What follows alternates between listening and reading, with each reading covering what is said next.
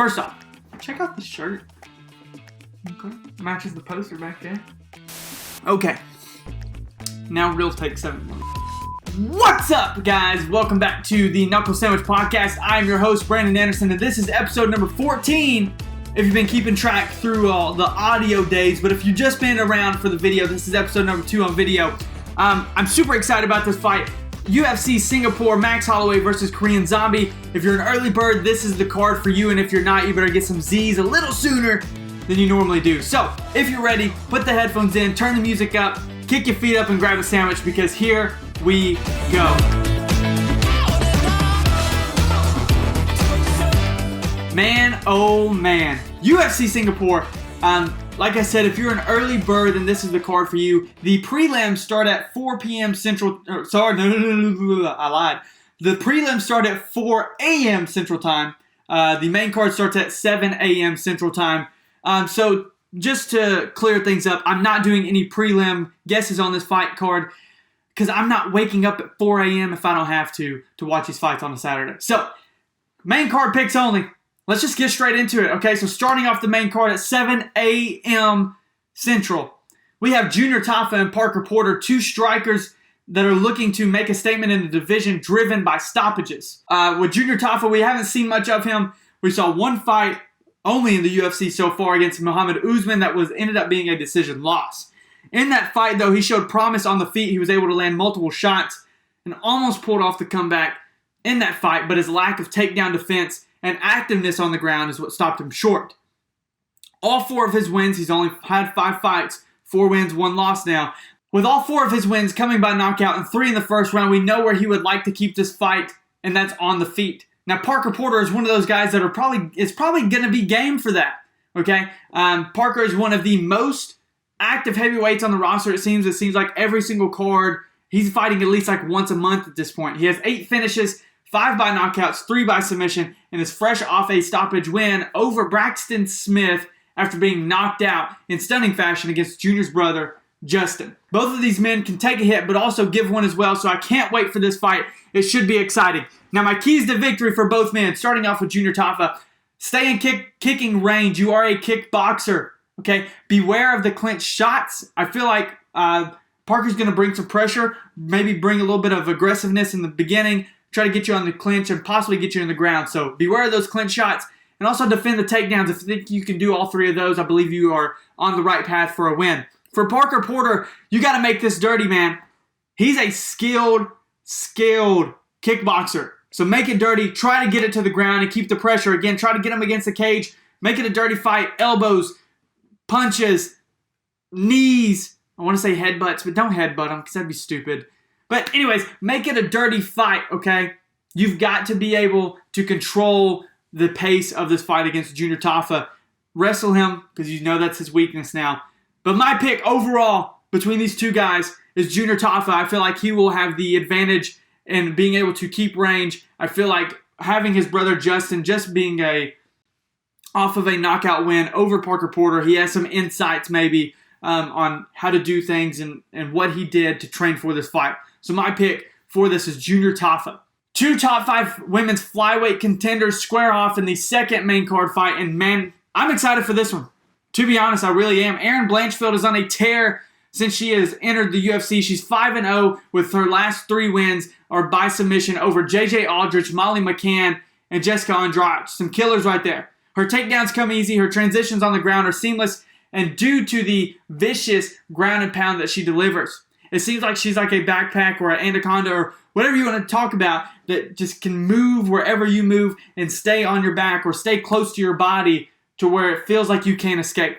Talia Santos, though, is no walk in the park. She comes into this fight after suffering only her 2nd loss in her career to the former champ, Valentina Shevchenko. Now coming in with 19 wins, 10 are by knockout, and 12 are first-round finishes, so she likes to start off fast and finish fights fast. So that way, you don't take as much damage, right? This fight is a battle of styles. One comes in with Muay Thai background, the other with a jiu-jitsu specialist. So I'm looking for one of these ladies in their respective fields to try and get the finish. I believe the keys to victory for Erin Blanchfield, control the tempo. If Talia is a fast starter, she likes to come in and finish fights in the first round with the majority of her wins coming by first round stoppage. Control the tempo, endure the fast start, but also try and get the takedown. Slip a punch, get in. You got to figure out your timing against these fast strikers, and if she's able to do that, I feel like she will have the advantage on the ground. Talia Santos, though, you need to stay on your feet. Point blank period. Blanchfield does have a stand-up game, but it's not as good as Talia's, I don't believe, so if you're able to stay on the feet, I believe you have the edge there.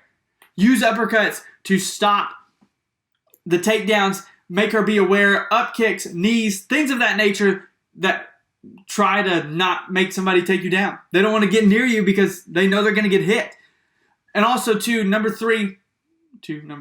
Also, the third thing that you need to do is break out to the side. Throw a 1-2, slip to the left. Throw a 1-2, slip to the right. If you're able to do that and stay off the center line, it's going to be harder to take you down because she's not going to know where you're going. Okay? For both of these women, like I said, this is a stylistic matchup. We just saw the wrestler get defeated by the striker and Sean O'Malley over Aljamain Sterling. But I do believe that the jiu-jitsu expert here is going to pull out just a little bit more and be able to get the win. So my pick is Erin Blanchfield over Talia Santos. The third fight that we're going to cover, Giga Chikadze and Alex Caceres. Now this fight has fun written all over it. You're talking about two guys that have big kicks, they have big energy, blast of it, but overall they have fireworks in sight anytime they come into the fight. Chikadze is a wrecking ball. His last fight was a decision loss against Calvin Kattar, but leading up to that, he was on a 9-fight winning streak. He has KO wins over Cub Swanson and Edson Barboza. He has lightning fast kicks, punches, everything that makes him hard to stand with. And number 17, he's constantly in and out, which makes him hard to hit. But with an opponent like Caceres, you need to be moving constantly to be sure to walk out with your face clean. Now, in Alex Caceres, or in this case, we're going to call him Bruce Leroy as his nickname, he's a 12-year veteran of the UFC. He was on season 12 of The Ultimate Fighter. He has had 27 fights in the UFC since then. He has 21 wins, 11 finishes, 4 by knockout, 7 by submission. But honestly, what makes him so exciting to watch is two things.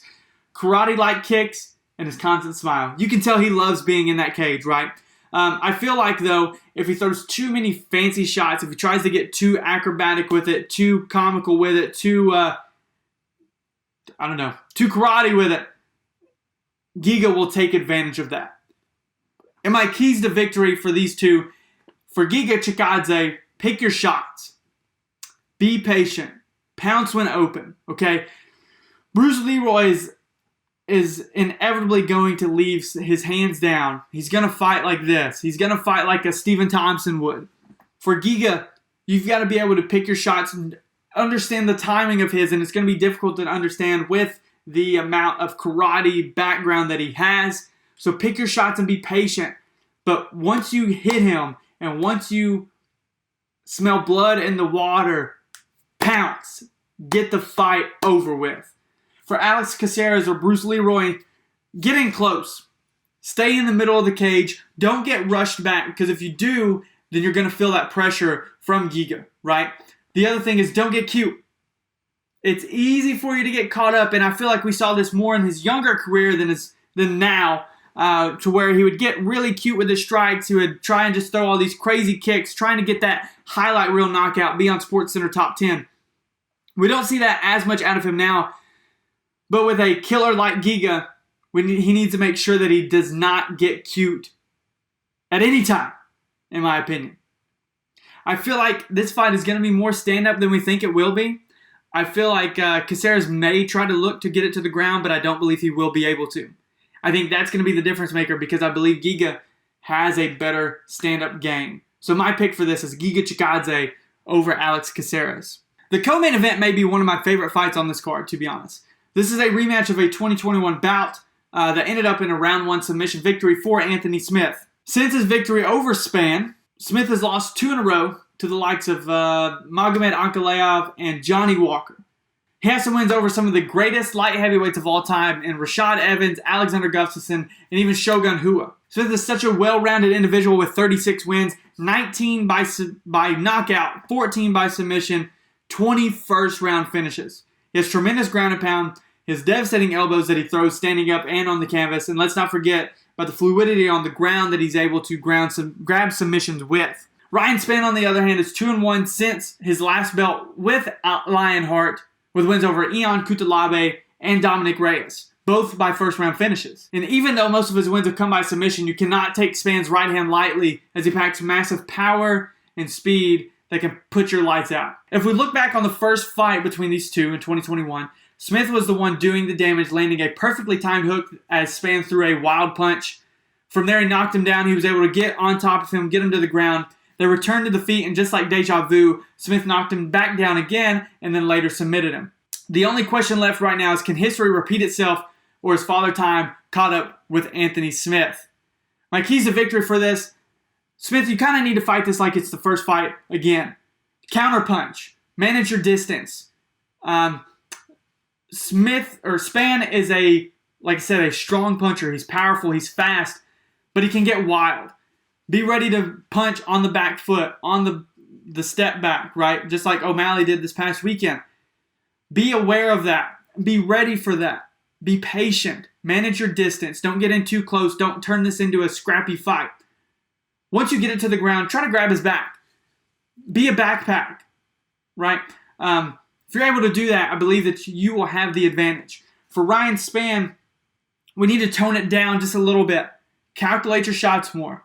Don't come out too hot, and try to get some clinch work in. And when I say clinch work, I don't want Smith on the outside. I want you on the outside, Smith on the fence, right? Control that cage. Get the underhooks. Make it dirty. Elbows, knees, and just be aware of what Smith can bring.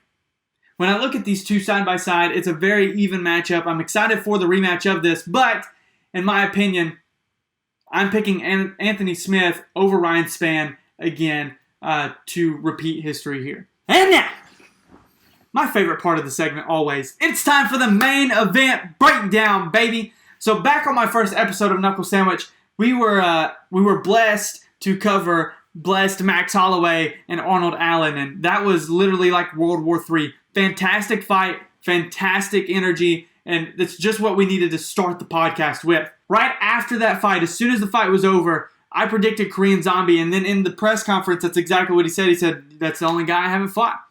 And he's right. Korean Zombie is the only featherweight in the top 5 back then that he had not fought yet. Now, Ilia Topuria is up there. Josh Emmett's up there.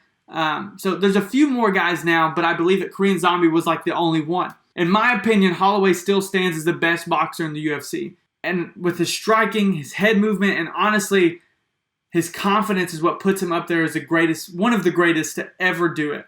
Okay? If Alexander Volkanovski never existed, Max Holloway would still be champion. I believe that to this day. He's coming off that win over Arnold Allen back in April and looks to continue his streak against the ever so dangerous Korean Zombie. Sung Jung, though, has fought some of the best fighters in the UFC and has beaten guys like Frankie Edgar, Dustin Poirier, and Dan Ige. He has the nickname Korean Zombie for a reason, because that's the way that he fights. He never stops coming forward until at least one of y'all go out. It's either him or the other guy, or the final horn blows and they go to decision. He's constantly pressuring, constantly moving forward, throwing these awkward, unorthodox combinations that can knock you out. The two things that go in my head for this fight, okay? Number one, in Korean Zombie's last fight, he was dominated by Alexander Volkanovski. We haven't seen him since. That's been since April of 2022, right? 2021, 2022? I don't remember what year it is. But since then, he hasn't fought since he fought Alexander Volkanovski. He was dominated in that fight to where Alex was basically begging the judge, hey, stop this. Like, you see this. He's not doing anything. Please stop it. I'm curious to see how that layoff is going to do for him. Is it going to do good? Is it going to do bad? Especially coming in against the number 1 ranked featherweight in the world, Max Holloway. And so for Max, the featherweight division for him is in a weird spot, okay? He's like 0-3 against Alex Volkanovski. He's fought most of the top 5 guys. There's some new blood in the water, but realistically, like, there's not much more for him to do there. I feel like this fight, if Aljo moves up, maybe that's next for him. But this fight for me is not a number 1 contender fight. It's just like a beautiful disaster waiting to happen. This fight is like 2 bombs about to go off, It's made for fireworks, right? So my keys to victory for Holloway: stay out of range. You've got the length. You've got the boxing. Stay in your zone. Stay in your comfort zone, and don't try to make this something insane. Land combinations and get out. And most importantly, keep it on the feet. You are the best boxer in the UFC. Keep it that way. Use your strengths, okay? For Korean Zombie, I think the thing that set him back the most against Alex was taking too much damage early. So we've got to try and not take too much damage early in this fight. Keep the guard high. Like I said, Holloway's going to throw punches and bunches. He's going to land combinations. He's going to be throwing. Keep your block up. Keep your guard up. And attack his body. Try and get him to get his hands down. To attack the legs. Try and do everything that you can to not take as much punishment as possible. In my opinion with this fight, there's only one winner, and it's going to be Max Holloway. I don't see how he loses to Korean Zombie unless just something crazy happens and he pulls some unorthodox shot out of the book. But for me, we're going Max Holloway in the main event. So let's go over our 5 picks. Again, starting out the heavyweight division, we're going Junior Tafa over Parker Porter, Aaron Blanchfield over Talia Santos, Giga Chikadze. And look, I've said Chikadze forever, and I heard John Anik say it the other day, and I was like, man, we're going to have a pronunciation segment or something for me because I'm not good at this. Giga Chikadze over Alex Bruce Leroy Caceres, Anthony Smith repeating history against Ryan Spann, and then Max Holloway, blessed his best, over the Korean Zombie, Sung Jung. Ladies and gentlemen, I had a fantastic time on this episode. Episode number 14 is in the books. First off, I haven't even given you a tour of my office yet. So this is the room. You saw it on the last episode. Let's look at some things. So first off, I got the UFC Nashville shirt, matching with the poster back there. Got the Sanhagen font. Got that one because obviously that was the first UFC event we ever went to. Fantastic. We've got this one over here. This is Anderson Silva versus Israel Adesanya. For me, Anderson Silva is one of my favorite fighters of all time. Growing up, watching him fighting guys like Nate Marquardt, Rich Franklin, Chris Leben, Forrest Griffin. I mean, the list goes on and on and on. I feel like this fight right here was the passing of the torch when it came to the middleweight division. We were blessed whenever we went to UFC Nashville to meet Michael Chandler. So I've got a signed poster and then a Howler head bottle. We've got some Albert Hainsworth, Tighten Up, signed football, all little trinkets over there. We've got a chair over here. I mean, we're just hanging out, man. Shout out to my guy Lawton for the lights. We're professional production up in this thing. Okay, so that's the tour. That's all I got. Other than that, guys, I hope you have a wonderful week. Thank you for tuning in to episode number 14. Again, share this with all your friends. Follow the podcast on Spotify and Apple Podcasts. Listen to it wherever you can. YouTube, TikTok, Instagram, all the stuff. I'm getting on Twitter. I mean, it's going to be fantastic. I love you all. Have a great week. Peace!